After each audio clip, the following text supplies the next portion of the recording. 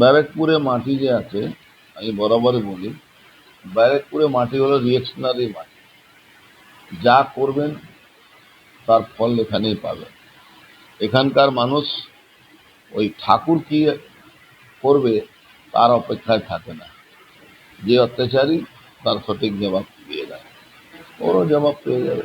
নৈহাটি যারা অত্যাচারিত হয়েছে, যারা ভুক্তভোগী, তারা চাইছে সনদকে নৈহাটিতে কোমরে দড়ি বেঁধে ঘোরানো। শুধু কোমরে দড়ি বেঁধে ঘোরালোটা খুব একটু কম হয়ে যাবে। যা অত্যাচার করেছে, যেভাবে মহিলাদের উপরে শ্লীলতাহানি করেছে, মহিলাদের উপরে মেরেছে, অভয়া ঘটনা যখন মিছিল বেরিয়েছিল তাদেরকে মেরে হাত ভেঙে দিয়েছে, পা মাথা ফাটিয়ে দিয়েছে, জামা ছিঁড়ে দিয়েছিল, সে তার উপরে অত্যাচার যা করেছে, সে মায়েরা, দিদিরা, বোনেরা, সাধারণ মানুষ ক্ষমা করবে।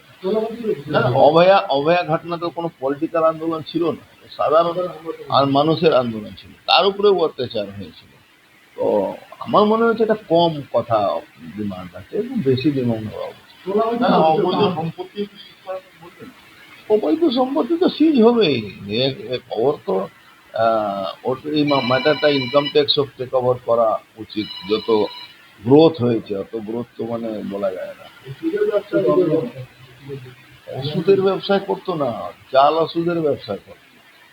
ইএসআই যে ওষুধ আছে, যেখানে ডিপো থাকে, যেখান থেকে ওষুধ সাপ্লাই হয়, গোডাউন থাকে, ওখান থেকে ওই ইএসআই ডক্টরদের সঙ্গে কিছু অফিসারদের সঙ্গে হাত মিলিয়ে সেই ওষুধটা পাঠাতো।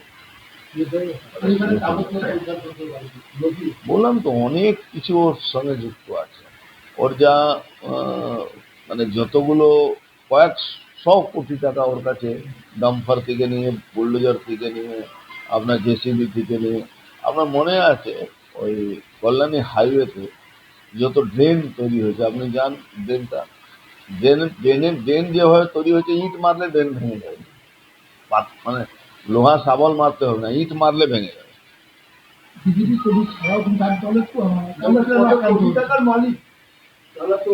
ওর বউ তো লেডি ডন আছে, তৃণমূলে এক কাউন্সিলর, সেটাও আমাদের কোনোতে যায় আসে না।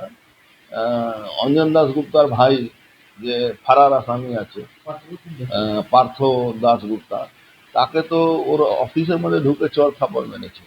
কিন্তু এরা তো সব তোলাবাজ, এদের ওই সব ব্যাপার থাকে না, কে মারলো কে এ করলো, এটা তো নির্লজ্জ, ওই জন্য এরা কোনো রিয়াকশন করে না। পাথর ব্যবসায়ী টুলু মণ্ডল, তার সঙ্গেও নাম জড়িয়ে যাচ্ছে সমস্ত। নাম জোড়াবার ব্যাপার নেই, পার্থ টুলুর সঙ্গে সনকের যোগাযোগ আছে। বীরভূমে অনেক কাজ করে, বীরভূমে ওর অনেক বড় শেড আছে, অনেক বড় ওখানে গাড়ি ফাড়ি রাখা, ওখানে সনকের টুলুর সাথে টুলুর সাথে 100%। প্রাক্তন তৃণমূল বিধায়ক গ্রেপ্তার সাহায্য, তৃণমূলের বিধায়ক হিসাবে কম, ওকে একটা তোলাবাজ, অত্যাচারী, গুন্ডা, মানুষের সম্পত্তি লুট করা, এর হিসাবে মানুষ ওকে বেশি জানতো। ও তো বাই ইলেকশনে, সেই দিনই আপনি জানেন, যেদিন বাই ইলেকশনে জিতেছিল, সেই দিনই জওয়াহরলাল থানার সামনে একজন বিজেপি কর্মীকে খুন হয়েছিল। তো সনদ দে একটা অ্যাবসলুট ক্রিমিনাল। আমাদের মহিলা মোর্চা কর্মীদের বাড়ি লুটপাট করিয়েছিল, তার বাড়ি পাশে যারা থাকতো বোম মেরে গেছিল। একটা অ্যাম্বুলেন্সের খালাসি ড্রাইভার কাজ করা লোক আজকে হাজার হাজার কোটি টাকা মালিক আছে। বীরভূম, এদিকে বসিরহাট, ওর যত গাড়ি আছে, জেসিবি থেকে নিয়ে যত মানে সরঞ্জাম আছে, যতগুলো আপনি দেখে অবাক হয়ে যাবেন। কত বড়, মানে অভিষেক ব্যানার্জি যেরকম উইদাউট ইনভেস্টমেন্টে বিজনেস করতো, সেরকম ওরও উইদাউট ইনভেস্টমেন্টে বিজনেস ছিল। ওখানে বাস টার্মিনাস একটা হয়েছিল, সেই বাস টার্মিনাসের মধ্যেই ওর পাথরবালি ব্যবসা চলছে, নৈহাটি থানার পাশ। তো এমন অবস্থা, আজকে মানুষ বিচারের জন্য অনেকদিন ধরে অপেক্ষায় ছিল। আজকে নৈহাটি থানা তাকে গ্রেফতার করেছে, আমি তাদেরকে ধন্যবাদ জানাবো। আমাদের পশ্চিমবাংলা পুলিশ আজকে সঠিক পদক্ষেপ নিয়েছে তার জন্য ধন্যবাদ।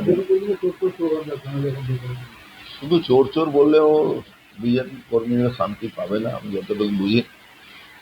ওর সঠিক ওষুধ দেওয়া দরকার আছে। কোমরে দড়ি বেঁধে তো ঘুরবে ওটা নিয়ে, কিন্তু যে অত্যাচার করেছে মানুষ কিন্তু ওকে ক্ষমা করবে না।